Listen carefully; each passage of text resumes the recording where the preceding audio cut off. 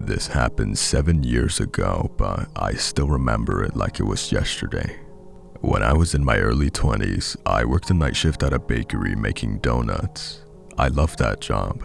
3 nights of the week I would be with my coworker, and 2 nights I would work alone. It was summertime and we were having some problems with our AC unit, so our manager gets a maintenance guy, Andy, to come fix it. Andy always came at night when I was on the clock to work on it. The bakery was small and crowded during the day, so it was best for him to come when it was empty. Management always let me know when Andy would be there, so it was never a surprise. At first, he was very pleasant and I had no issue sharing space with him as we worked. One evening, however, this changed. My coworker was running late and told me over the phone she lost track of time in the shower. Andy piped in saying, "We should all shower together to save time," and starts laughing. It was weird as hell. I said to him I lived alone, with his response being, "Good, I have you to myself then." Not creepy at all. After this night, I realized Andy wasn't the kind of guy I thought he was. I stopped speaking to him unless I had to, and before long, the AC was repaired and I thought I was free of him. Fast forward to a night a few weeks later. I'm working alone. It's 2 in the morning and I'm making donuts when, all of a sudden, I hear a loud banging on the front window. Startled, I look up to see what it is. It's Andy. He's calling my name and asking to be let in. No one had said anything to me about him coming in that night. Andy starts pulling on the front door handles, but luckily the door is locked. He becomes relentless and won't stop banging on the window and trying to pry the door open with something. He even ran around the building to the back and I heard him trying to get in that way too. I run into a corner of the bakery where he can't see me and try calling my manager with no response. The bakery's phone starts ringing and I see the caller ID from where I'm sitting. It's Andy. While my fear's rising, I dial 911. The cops arrive within 10 minutes and thankfully put an end to this. They search Andy's vehicle and in the back seat they find duct tape, a knife, and rope. The officers tell me they can't do anything though because, and I quote, "He hasn't harmed you." Andy told the police he was there to fix the AC. My manager calls me back in the morning and tells me the AC is working fine and they never asked Andy to go. I told him the situation with the attempted break-in and the cops. He calls the company Andy worked for and told them to never send him again. Thankfully, he never comes back. The cops never did anything and they told me they couldn't arrest him because he hadn't committed a crime. They also said they were going to patrol the area each night, but I didn't see them a single time. Ridiculous. Whatever you had planned for me, Andy, I'm glad I never found out. Let's never meet again.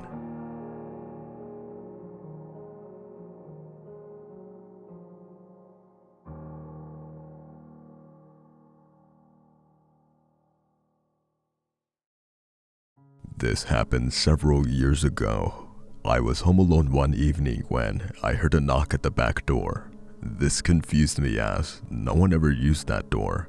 My husband and I lived in a fourplex at the time and all of the units had a back door at the top of a narrow staircase. These doors were inconvenient to access as you'd have to go around the building and up the stairs as opposed to the wider main entrance at the front. It didn't make any sense to use the back entrance and I couldn't think of anyone who would go to that door to visit. As I approached the back door, I saw 2 tall men through the window, standing at the door. A chill went down my spine. I didn't feel safe opening the door, so instead I called out, "Hello?" One of the men tapped on the window. "Yes, hello, may we come in? We're with Bresnan." At the time, my husband and I had Bresnan for cable but did not have any issues with it. I replied, "We're not having any issues with Bresnan. Is there a problem?" "Ma'am," the man said, "can we come in? We're servicing the area and it's important we look at your cable." I shook my head. "We're not having any issues," I repeated, "so there's no need to stop by." "Ma'am, we are visiting every resident. Let us in so we can do our job." I noticed the man grab the doorknob and try to open the locked door. I slowly grabbed the knife from our knife block and held it at my chest. "We're not having any issues," I repeated, trying not to convey the shakiness in my voice. "So you don't need to be here." The two figures appeared to shuffle and then straighten. "Ma'am, let us in. We're on a deadline and need to do our job." I glanced at the clock, gauging when my husband would arrive from work. I gripped the knife even tighter. "Ma'am? Ma'am?" I saw him try the doorknob again. I closed my eyes and felt overwhelming gratitude of always locking my doors. Just then, a thought came to the forefront of my mind. "I'm sorry, I can't help you. Could I please get your names and badge numbers? I can give your supervisor a call to let them know our cable is fine." I heard another shuffle and one of the men replied, "No need to, ma'am. We're sorry we wasted your time." With that, both of the men left via the staircase and disappeared into the night. I was shook and held the knife tight as I tried to get my bearings. I remember making a mental note to call the cable company or the police, but my hands were shaking so badly I couldn't hold my phone. With the knife still grasped to my chest and the phone falling out of my other hand, I sank to the floor and cried. When my husband returned home, I told him what had happened. I was still very shook and had started crying again after he came home. He immediately called the Bresnan Cable Company and spoke to a representative who informed us that no one from their company was out on assignment in our area. The next day, we asked our neighbors if they had a visit from the company. Nobody did. So, to the two creepy men who tried to break into my home under the guise of cable repair, let's not meet.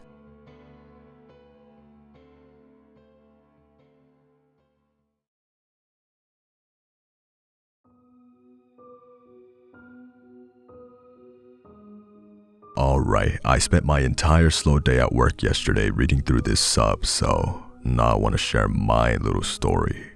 My childhood best friend, Marie, and I were around 11 or 12 years old at the time.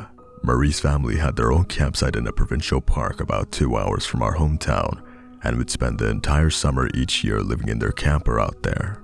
This particular summer, I was able to go and stay with them for a week, and we were excited to spend our time adventuring around the forest.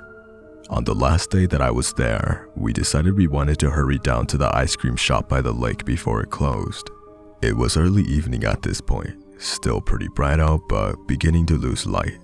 The path we took was down a short slope right next to the main road with around 10 feet of thick brush and trees in between. On the other side was the forest with taller, thick brush.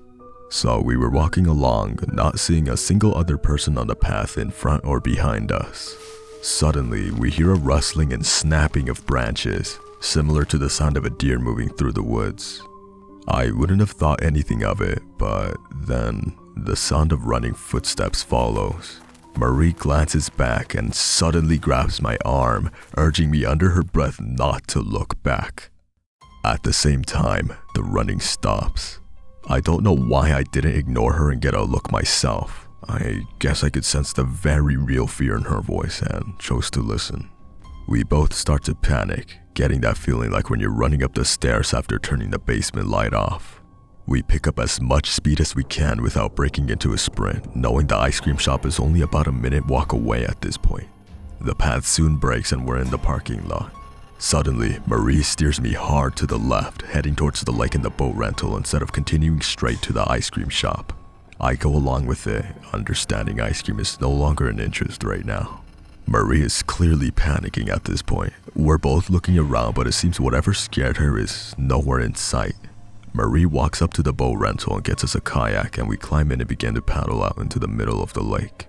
As we paddle, she tells me that there was a man behind us, and that the man had stopped running at us very abruptly upon making eye contact with her. He had been wearing a long black coat with the hood up despite it being the middle of summer and had a terrible smirk on his face. She swore that, as he stopped running, she saw him tuck something shiny away into his coat. He appeared to have just emerged out of the bushes after we walked past, given the sounds we heard right before he came running. We reached the center of the lake and stopped paddling.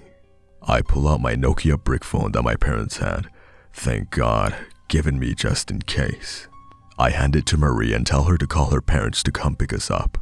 As the phone rings, I see her look out past me to the shore and go pale, lifting a hand to point to what she's seeing. I turn and there was the man, stalking his way around the path that circled the edge of the lake, staring out at us. We sat in the middle of the lake and watched him do 2 full laps, never looking away from us before finally disappearing. It took a few tries to get a hold of her family.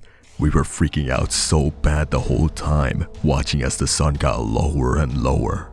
We did manage to have someone come with the truck, but by the time we reached the shore, it was pretty dark outside. I don't know what we would have done if we hadn't been able to call for a ride. Looking back, I don't know why we didn't just go up to the ice cream shop, inform an adult there and ask her parents to come get us then. But it worked out. We got back safe and we thankfully never saw the man again.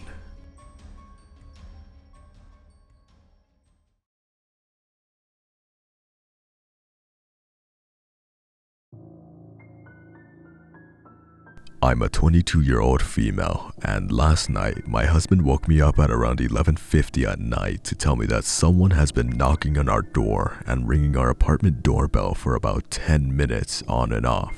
He woke me so I could possibly identify the person. Once I looked out our upstairs apartment window, I saw the man walking to his car in our apartment parking lot across the street from our unit. He was wearing blue jeans and a gray t-shirt. He was a medium build, possibly 30-year-old blonde man. He wasn't covering his face or anything, but the thing is, he was carrying what looked like resistance bands or rope. He sat in his car for around 3 minutes while I was on the phone with dispatch. Then he came back to our door and knocked hard for another few minutes. Dispatch advised me that the police were on their way and they hung up.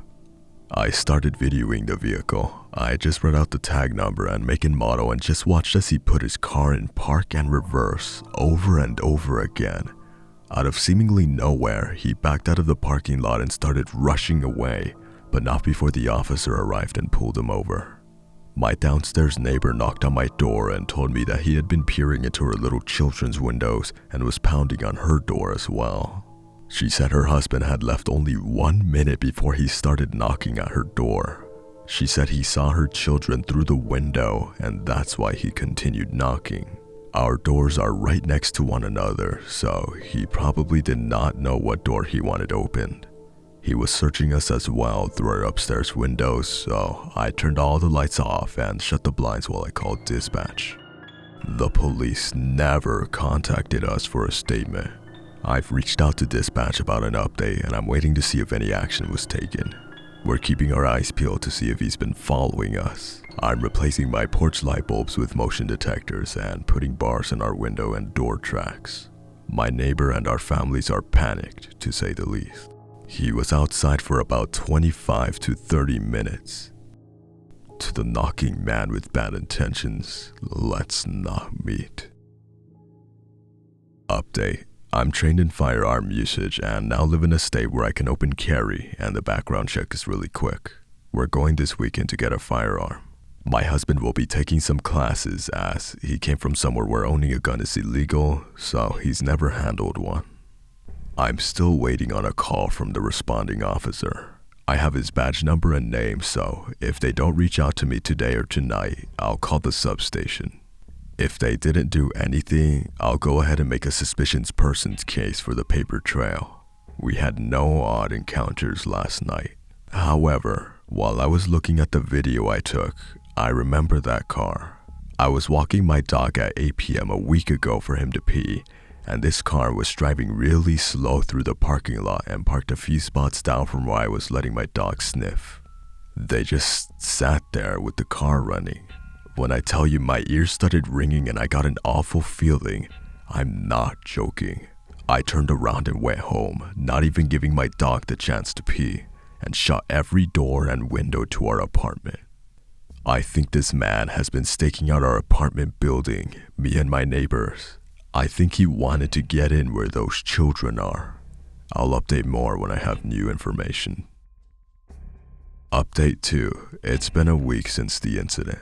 I called dispatch today because I never received a follow-up from the responding officer. A sergeant from the PD called me back to give me more information. He said that they pulled over the man, ran him to make sure there were no warrants, and asked him what he was doing. He told the officer that he was, quote, meeting up with an acquaintance, end quote. The officer let him go with no further questions. Not only that, the responding officer is also a sergeant. I about lost my mind. The sergeant I spoke to today stated that he should have looked into it more. It was obviously an attempt at burglary, sexually motivated and/or with an intent to commit a felony. The responding officer is supposed to call me tonight when he gets on duty. I'm livid, honestly. Zero due diligence for this case, but there's not even a case. No case number, just a documented police contact. I'll give more info when I have it. Final update. The officer finally called me. Here's how the conversation went. Hello? I answered groggily. It was well past midnight. Hello, miss. I was told you have some questions about an incident a few nights ago. Yes, about Thursday. I wanted to know what that man told you he was doing. You know, he was looking in windows and carrying potential restraints. I'm not sure if that was relayed to you. I stopped him, ran his tags, and he told me he was meeting up with a guy from a dating app. He seemed forthcoming and open with his motive for being there. Meeting up with... Wait, he was meeting up with someone by looking in windows, knocking on 2 different doors for 20 minutes? I was shocked and still not fully awake. Like I said, he seemed forthcoming and honest with me. So was Jeffrey Dahmer was the first thing that came to mind. With resistance bands, like workout bands? He had a lot of belongings in his car, so he probably just had them in there. Right, but bringing them to a hookup, knocking on multiple doors, he saw the little girls through the window. He waited until my neighbor's husband left until knocking. That's on tape, officer. I checked in with the apartment management after the incident. Well, I'm familiar with this individual, and I've been doing drive-thrus of your complex to make sure he doesn't come back. I haven't seen anything. If you don't have any more questions, I'll let you go, ma'am. Doesn't make sense to me, but thank you, goodbye. And I hung up. I don't have much to say. I just feel so icky about that conversation. Nothing new has come of the situation. I haven't seen the man or the car. My mind is blown at the lack of follow-up or due diligence. I live in a suburb. It's not a busy one either. The police department has a small jurisdiction. Guess I'll have to protect myself.